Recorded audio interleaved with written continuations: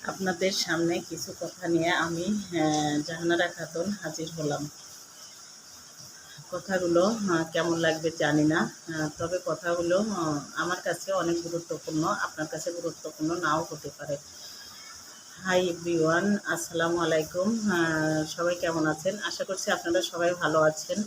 আপনারা প্রতিনিয়তই আমার পাশে থাকেন, আমার ভিডিওগুলো দেখেন। একটা কাজ করতে গেলে কখনোই সহজে সেটা সফলতা পাওয়া যাবে না।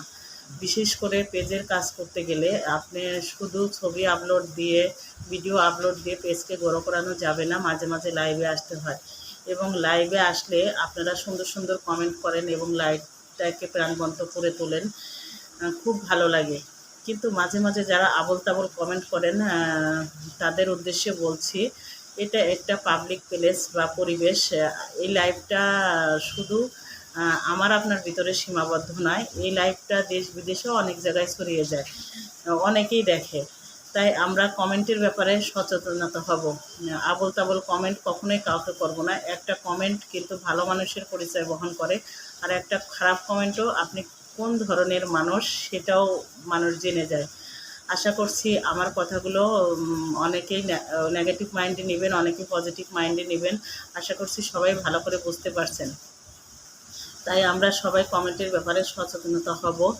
যদি কখনো কারোর পোস্টে কমেন্ট করি, তাহলে গঠনমূলক কমেন্ট করব, এবং গঠনমূলক কমেন্ট আপনার সম্মান বয়ে নিয়ে আসবে, এবং সেও আপনাকে অনেক ভালো জানবে।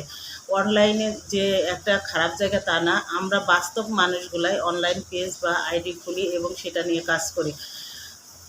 আশা করব আমরা ভালো ভালো কমেন্ট করব, কারো লাইভে গিয়ে উল্টাপাল্টা কমেন্ট করব না, এবং সবাইকে সহযোগিতা করব।